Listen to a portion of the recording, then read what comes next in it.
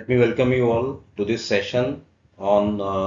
50 important quants questions. যোনকেইটা grade 3 grade 4 তেনেকুৱা ধৰণৰ বা তেনেকুৱা টাইপৰ বা তেনেকুৱা ফৰ্মুলা ইউজ কৰিবলৈ অহাৰ চান্স আছে।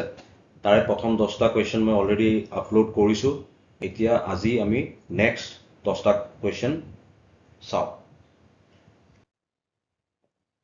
এইটো পাইপ এণ্ড চিষ্টেমছ বুলি কয় এটা চেপ্টাৰ, তোমাৰ পাইপে দি পেলাই পানী অহা। এইটো চেপ্টাৰ অংকবিলাক টাইম আৰু ৱৰ্কৰ লগত বহুতখিনি মিল আছে। অকল খালি এটাতে ডিফাৰেঞ্চ থাকিব, য'ত যদি তোমাৰ যোনটো টেংকিত পানী ভৰাই আছে তাত যদি ফুটা থাকে তেতিয়াহ'লে টাইম এণ্ড ৱৰ্কতকৈ অলপ ডিফাৰেণ্ট হৈ যায়, কিন্তু আদাৰৱাইজ চিমিলাৰ অংক হয়। তো ইয়াতে কি কৈছে, দুটা পাইপে, মই অসমীয়াত অলপমান ভুল থাকিব পাৰে কাৰণে মই তোমালোকক বুজাই দিম বস্তুটো, কুৱেশ্যনটো। ইয়াতে কৈছে two pipes can fill a tank in 20 minutes and 30 minutes respectively. মানে এটা টেংকি আছে, সেই টেংকিটো এটা পাইপে দি পেলাই অকলে যদি এটা পাইপ ইউজ কৰা যায় ই 20 মিনিটত কমপ্লিটলি ফুল কৰি দিয়ে। আৰু এটা পাইপ আছে যোনটোৱে নিজে মানে আৰু এটা পাইপ নোহোৱাকৈ পেলাই অকলে 30 মিনিটছত টেংকিটো ফুল কৰিব পাৰে। If both the pipes are open together, যদি দুইটা একেলগে খুলি দিয়া যায় তেতিয়াহ'লে কিমান টাইমৰ ভিতৰত টেংকিটো ভৰিব। তো আমি কি কৰিম, তোমাক মই একদম ঐকিক নিয়মত ফাৰ্ষ্ট বুজাই দি আছো যে ফাৰ্ষ্ট পাইপটো, suppose this is pipe A, এইটো পাইপ বি, ঠিক আছে। তো 20 মিনিটত তোমাৰ 20 মিনিটত ভৰ্তি কৰে এটা টেংকি। তো 1 মিনিটত কি কৰিব, ঐকিক নিয়ম 20/1। 20 মিনিটত যদি গোটেইটো ভৰ্তি কৰে তেন্তে 1 মিনিটত 20/1 পাৰ্ট টেংকিৰ ভৰ্তি কৰিব। হ'ল, এইটো হৈ গ'ল এ। বি চিমিলাৰলি বি এ কি কৰে, 30 মিনিটত এটা টেংকি ভৰ্তি কৰে। তেন্তে 1 মিনিটত কিমান হ'ব, ঐকিক নিয়ম 1/30, 30/1 টেংকিৰ ভৰ্তি কৰিব। এতিয়া দুইটা যদি একেলগে খুলি দিয়া যায় এ আৰু বি, তেন্তে 1 মিনিটত দুইটাই কিমান ভৰ্তি কৰিব, এ ভৰ্তি কৰে 20/1, বি এ ভৰ্তি কৰে 30/1। তো আমি যদি ইয়াৰ এলচিএম লওঁ 60, তো কিমান হ'ব, 20 3 গুণ 2 গুণ, চ' 5/60, 5 দি পূৰণ কৰিলে 12 5 গুণ 60। মানে 1 মিনিটত 12/1 টেংকি ভৰ্তি হয়। বা আমি উল্টাকৈ লিখিব পাৰোঁ, এইটো বস্তু উল্টাকৈ লিখো, 12/1 টেংকি ভৰ্তি কৰিবৰ কাৰণে টাইম কিমান লাগে আমাৰ, আমি এইমাত্ৰ হিচাপ কৰি ওলালো, আমাক লাগে 1 মিনিট। দুইটা পাইপ একেলগে খুলিলে তেন্তে গোটেইটো মানে কি, 1 ভাগ মানে কি, 2 পিনে 12 দি পূৰণ কৰিব লাগিব। 1 ভাগ বা গোটেইটো হ'ল এটা ফিল আপ কৰিবৰ কাৰণে কিমান লাগিব, 12 মিনিট। 2 পিনে তুমি 12 দি পূৰণ কৰিলে 12 তোমাৰ এইপিনে 1 আহি যাব গোটেই টেংকি ফুল কৰিবৰ কাৰণে। 12/1 যদি 1 মিনিটত হয় মানে 1 মিনিটত 12/1। এনেকৈ তোমাৰ কেইটা ভাগ আছে, 12টা ভাগ আছে। 1 মিনিট কৰি পেলাই নেক্সট মিনিটত কিমান হ'ব, 2/12, 3/12, এনেকৈ গৈ লাষ্টত যেতিয়া 12 মিনিট চলি থাকিব, 12 মিনিট শেষ হোৱাৰ লগে লগে তোমাৰ 12 ভাগ বা গোটেই টেংকিটো ফুল হৈ যাব। তো আমাৰ এনচাৰটো হৈছে বি। এ মেন বট এ শাৰ্ট, এজন মানুহে এটা শাৰ্ট কিনিলে 20% ডিছকাউণ্ট অন MRP। MRPত 20% ডিছকাউণ্টত এটা শাৰ্ট কিনিলে মানে কি, sales price. If the mark price was 500, how much did he pay? একদম ইজি অংক, চেলছ প্ৰাইচ কিমান সুধিছে। তো আমি আমাৰ ফৰ্মুলা এটা জানো, ডিছকাউণ্টৰ ফৰ্মুলা। ডিছকাউণ্ট কি আছিলে, MRP minus sales price divided by MRP into 100। Discount সদায় MRPৰ ওপৰত হয়। ডিছকাউণ্ট কিমান দিছে, 12%। MRP কিমান, 500 টকা। চেলছ প্ৰাইচ আমাৰ উলিয়াব লাগে, এইটো 500 টকা ইনটু 100। তো এইটোতো 5 বাৰ যাব, হয়নে? 5 দি পেলাই এইপিনে পূৰণ কৰিলে 20 5 গুণ 100, এপিনে কিমান থাকিব 500 minus s তাৰ মানে s কিমান হ'ব 400 sales price 400 if a person travels 60 km at a speed of 30 km per hour এজন মানুহে কি কৰিছে 60 km কিমান স্পিডত গৈ আছে 30 km per hour বেগত গৈ আছে আৰু নেক্সট 90 km তাৰপিছত আকৌ 90 km গৈছে স্পিডটো বদলিছে এবাৰ 45 km per hour next 90 km গৈছে what is the average speed average speed বুজিছে আমি জানো এভাৰেজ মানে কি total of what total distance কিমান দূৰ গৈছে টোটেল আৰু কিমান টাইম লাগিছে টোটেল টাইম এটো হৈছে স্পিড ডিসটেন্স বাই টাইম স্পিড যে টোটেল লাগিব টোটেল কিমান দূৰ গৈছে তো আমি দেখাই পাই আছো 60 আৰু 90 150 কিলোমিটাৰ গৈছে টোটেল এতিয়া আমাৰ উলিয়াব লাগে টাইম তা টাইম কেনেকৈ উলিয়ায় টাইম উলিওৱাৰ তুমি জানা নহয় টাইম হৈছে ডিসটেন্স বাই স্পিড আমি কৰিছো আগতে ডিসটেন্স কিমান 60 স্পিড 30 মানে 2 ঘন্টা এইখিনি জায়গা যাবৰ কাৰণে কিমান টাইম লাগিছে 2 ঘন্টা তুমি এনেকেও ভাবিব পাৰা 30 কিলোমিটাৰ 1 ঘন্টাত যায় তাৰ মানে 60 কিলোমিটাৰ যাবৰ কাৰণে 2 ঘন্টা লাগিব এনেকেও ভাবিব পাৰা ইয়াত তুমি যদি সূত্ৰ প্ৰয়োগ কৰি প্লাই কৰা ডিসটেন্স 90 স্পিড 45 কিমান হ'ব 2 ঘন্টা ইয়াতো 2 ঘন্টা লাগিব বা এনেকেও ভাবিব পাৰা যে 1 ঘন্টাত যেহেতু কিলোমিটাৰ পাৰ আৱাৰ 1 ঘন্টাত 45 কিলোমিটাৰ যায় 45 কিলোমিটাৰ যাবৰ কাৰণে লাগে 1 ঘন্টা তো 90 কিলোমিটাৰ যাবৰ কাৰণে লাগিব 2 ঘন্টা সো টোটেল টাইম আমি পাই গলো 2 এ 2 এ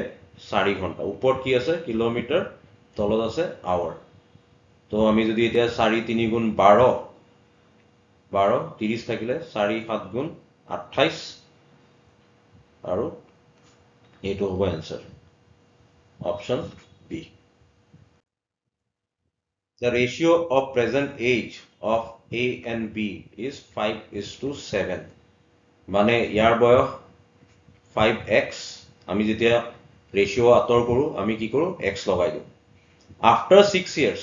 6 বছৰ পিছত এটো A এটো B ইয়াৰ বয়স কিমান 5x ইয়াৰ বয়স 7x 6 বছৰ পিছত কিমান হ'ব +6 ইয়াৰো +6 হ'ব সিহঁতৰ ৰেশিও হৈ গল 7:9 এটো তুমি বনাব পাৰিলে হৈ গল তো বুজি পাইছা আজিৰ বয়স 5x 7x 6 বছৰ পিছত দুইজনৰে বয়স 6 বছৰ বেছি হ'ব নতুন ৰেশিও হৈছে 7:9 এতিয়া আমি এটো সলভ কৰিলে কি পাই যাম আমি x ৰ ভ্যালু পাই যাম এটো হ'ব ৰাইট এতিয়া আমি কৰো 45 এপিনে 54 49 আৰু 42 এপিনে x ডাঙৰ আছে এপিনে লৈ যাও কিমান হ'ব 4x আৰু এটো এপিনে আনিলে কিমান হ'ব তোমাৰ 12 সো x ৰ ভ্যালু কিমান হৈ গল 3 আমাক কি সুধিছে what is B's present age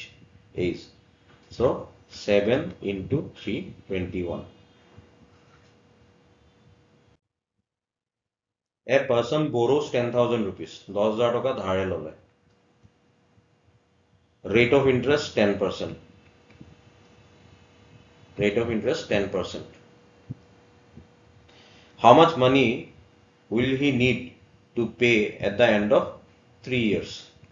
number of years 3 আমি number of years হতে 3 দি প্লাই বুজাও এটো কি হগল এটো হৈছে মূলধন প্রিন্সিপাল অ্যামাউন্ট যোনটোক আমি মূলধন বুলি কও আমাক সিম্পল ইন্টারেস্ট মানে তোমাৰ সিম্পল ইন্টাৰেস্ট ইয়াতে অসমীয়াত অনুবাদটো সৰল সুদ বুলি দিছে তোমালোকে বুজি পাইছে কি সিম্পল ইন্টাৰেস্টৰ এটা ফৰ্মুলা আছে পি সিম্পল ইন্টাৰেস্টৰ ফৰ্মুলা কি আছে SI equal to মূলধন number of years rate of interest divided by 100 আমাৰ কি উলিয়াব দিছে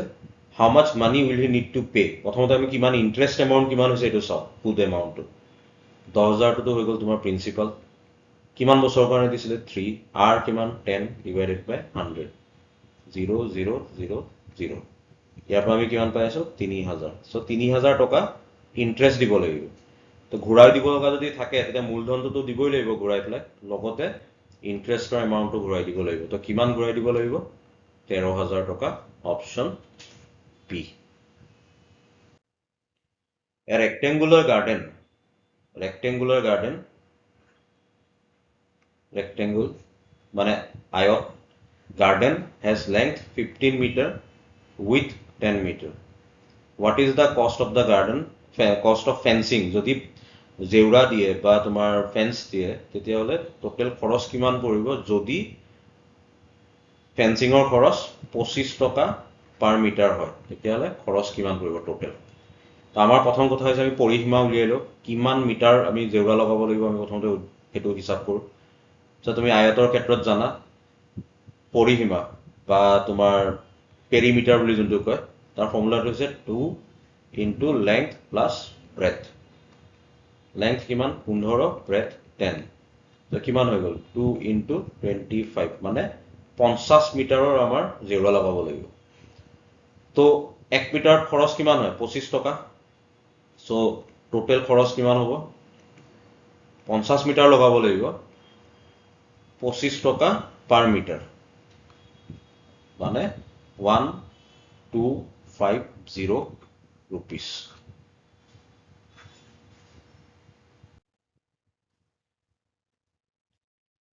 A and B can complete a piece of work in 12 days and 18 days. A সময় লয় 12 দিন এটা কাম কৰিবৰ কাৰণে B এ সময় লয় 18 days সেম কামটো কৰিবৰ কাৰণে if they work together then how long will it take to complete the work যদি একেলগে কাম কৰে তে কিমান দিন লাগিব তো এইটোৰ কাৰণে আমি একদম ইজি হয় A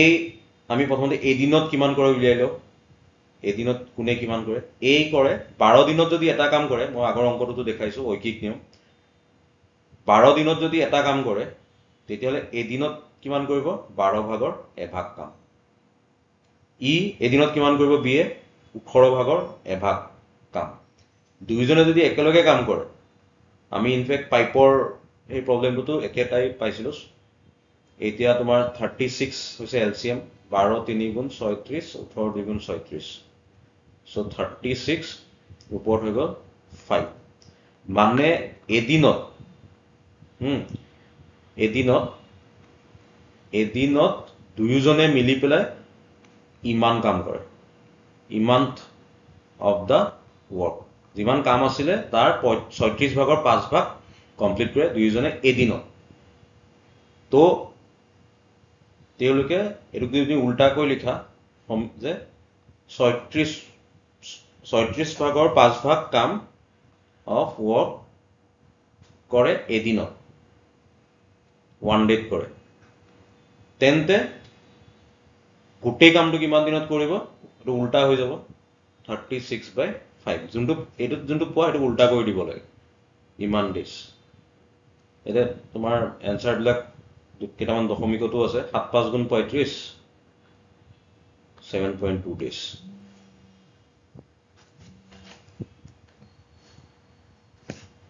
নেক্সট ইয়াতে তোমাৰ কোৱেশ্চনটো কি কৈছে the sum of square of two consecutive দুটা অযুগ্ম দুটা consecutive মানে পৰ্যায়ক্ৰমে থকা এটাৰ পিছত আৰু এটা দুটা অযুগ্ম নাম্বাৰৰ বৰ্গ যোগফল হৈছে 290 তো হেতু জানাৰ আগতে তুমি এটা বস্তু চাই লোৱা যেনেকৈ 3 5 7 এনেকৈ গোটেই কেইটা কি অযুগ্ম সংখ্যা এটাৰ পিছত আৰু এটা পৰ্যায়ক্ৰমে আছে ইহঁতৰ মাজত ডিফাৰেন্স কিমান 2 তুমি যদি লক্ষ্য কৰা 2 ন ঠিক তেনেধৰণে 2 2 4 6 8 যুগ্ম সংখ্যা ইহঁতৰ মাজতো ডিফাৰেন্স 2 তাৰ মানে মই যদি প্ৰথম নাম্বাৰটো n ধৰো নেক্সট নাম্বাৰটো কিমান দূৰত থাকিব n+2 তো প্ৰথমতে আমি ধৰি ললো যে সৰু নাম্বাৰটো হৈছে n অটোমেটিক্যালি সেকেন্ড নাম্বাৰটো হৈ যাব n+2 এতিয়া কৈছে এই নাম্বাৰ দুটাৰ বৰ্গৰ যোগফল হৈছে 290 এইটো হৈছে ইকুৱেশনটো আমি কৰি চাও এতিয়া এইটো তুমি জানে a square plus b square plus 2ab equal to 290 so 2n square 4n 290 2n square plus 4n ইয়াতে কিমান হ'ব মাইনাস কৰিলে 290 যদি আমি ইপিনে লৈ আহো 286 equal to 0 এই গুটেটো 2 দি যায় n square 2n 143 equal to 0 okay এইটো আমি কি দ্বিঘাত সমীকৰণ এটা পাই গ'লো এতিয়া তুমি সলভ কৰিব লাগিব তে 143 তোমাৰ মূৰত ঘপককৈ নাহিব যে এইটো কিহে দি পেলাই যাব কেনেকুৱা তো 9 দি পেলাইতো নাযায় 3 দি নাযায় 3 দি নাযায় 9 দি নাযায় 9 দি যাব নাযাব আমি কেনেকৈ চাওঁ এইকেইটাক যোগ কৰি পেলাই আমি চাওঁ 7 1 8 9 9 দি নাযায় 11 দি যোৱাৰ নিয়ম কি আছিলে 11 দি যোৱাৰ নিয়ম আছিলে যে অল্টাৰনেট নাম্বাৰবিলাক যোগ কৰিব লাগে 3 1 4 আৰু বাকীকেইটা পৰা মাইনাছ কৰি পেলাই যদি আমি 0 পাওঁ বা যদি 11 দি ভাগ যায় তেতিয়াহ'লে নাম্বাৰটো 11 দি পেলাই ভাগ যায় বুলি আমি গম পাওঁ চ' ডেফিনেটলি এইটো 11 দি ভাগ গৈ আছে 33 চ' এইটো হৈ যাব কিমান 11 ইনটু 13 তাতকৈ আৰু নাযায় চ' আমাৰ বনি গ'ল এইটো তোমাৰ হৈ গ'ল 11n minus 143 equal to 0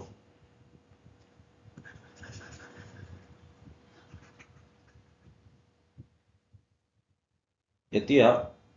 n যদি কমন লো 13 11 কমন ললে n plus 13 equal to 0 n plus 13 n minus 11 equal to 0 so n equal to 11 আৰু minus 13 ওলাব এইটো নহয় n equal to 11 তো আমাৰ এনসাৰ হৈছে 11 কিন্তু এইটো আমি এটা বেলেগ এটা মেথডত ট্ৰাই কৰি চাব পাৰো জেনেৰেলি এক্সামত তুমি কৰি চাব পাৰা যদি তোমাৰ স্কয়াৰ নাম্বাৰবিলাক মুখস্থ আছে আৰু যদি ইয়াতে প্ৰশ্ন নুঠে কিন্তু তোমালোকে স্কয়াৰ নাম্বাৰ মুখস্থ কৰিবই লাগিব এটলিষ্ট 30 লৈকে ৰাইট 25 লৈকে বা 30 লৈকে তেতিয়াহ'লে তোমাৰ যদি স্কয়াৰ নাম্বাৰ মুখস্থ থাকে তেতিয়াহ'লে তুমি ইমান ডাঙৰ প্ৰচেছ নকৰি পেলাই অপশ্যনৰ পৰা চাই পেলাই কৰি দিব পাৰা চাওচোন ধৰি ললো তুমি ধৰি ললা যে 15 দি পেলাই চেক কৰিছা 15 স্কয়াৰ তাৰ নেক্সট অযুগ্ম সংখ্যা 17 স্কয়াৰ 225 289 তো এইকেইটা যোগ কৰিলে কিমান হ'ব 400 সামথিং হৈ আছে 500 ক্ৰছ কৰি গৈ আছে কিন্তু আমাৰ কিমান হ'ব লাগে 290 তাৰ মানে কি 15তকৈ ভালেখিনি সৰু এটা নাম্বাৰ হ'ব তো আমি নেক্সট কি কৰিলো 11 দি চালো 11 স্কয়াৰ 11 স্কয়াৰ 121 নেক্সট 13 স্কয়াৰ 169 290 মিলি গ'ল তো এইটো এনসাৰ এনেকেও তুমি চাব পাৰা The average of 5 consecutive number is 27 তো মই তোমালোকক কি কৈছিলো এভাৰেজ মানে কি total divided by number of terms ইয়াতে কি কৈছে এভাৰেজ 27 টোটেল আমি নাজানো কেইটা নাম্বাৰ পাঁচটা কনজিকিউটিভ নাম্বাৰ বুলি কৈছে মানে কনজিকিউটিভ নাম্বাৰ মানে 1 2 3 4 5 6 7 8 তেনেকুৱা টাইপ মানে তুমি এটা বস্তুটো জানাই কনজিকিউটিভ নাম্বাৰ 1 2 3 4 কিমান ডিফাৰেন্স থাকে এক এক ডিফাৰেন্স থাকে তাৰ মানে আমাৰ নাম্বাৰটো কেনেকুৱা a এটা যদি a হয় নেক্সট টু a + 1 তাৰপিছত a + 2 a + 3 a + 4 1 2 3 4 5 পাঁচটা টাৰ্ম আছে আমাৰ এতিয়া আমাৰ টোটেলটো চাও কি ইয়াতে টোটেল কিমান লৈ আছে 27 * 5 মানে 135 ওলাইছে আৰু 135 কি গোটেইকেইটা এই নাম্বাৰ কেইটাৰ যোগফল সাম যোগফল আৰু এইকেইটা যোগ কৰিলে কিমান পাম আমি এইকেইটা আছে 1 1 2 3 4 5 5a পাম আৰু কি পাম 1 কে 2 3 3 3 6 6 4 10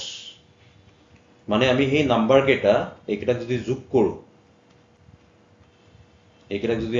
কৰো তেতিয়া আমি পাম ইমান এটো equal to car equal 135 or equal so 5a equal to 135 a equal to 35 minus 10 so 5a equal to 125 a equal to 25 আমাক উলিয়াব দিছে what is the largest number এইটো চাই পেলাই অপচনত 25 যদি থাকে ক্লিক কৰি নিদিবা হেতু মাৰ্ক কৰি নিদিবা ভুল হ'ব প্ৰশ্নটো ভালকৈ চাই লোৱা এই যে সিৰিজটো আছে তাৰ আটাইতকৈ ডাঙৰটো লাগে ডাঙৰটো কি আছিল a + 4 মানে 25 + 4 29 Thank you next 20 questions পিছত আকৌ তোমালোকক next লৈ আহিম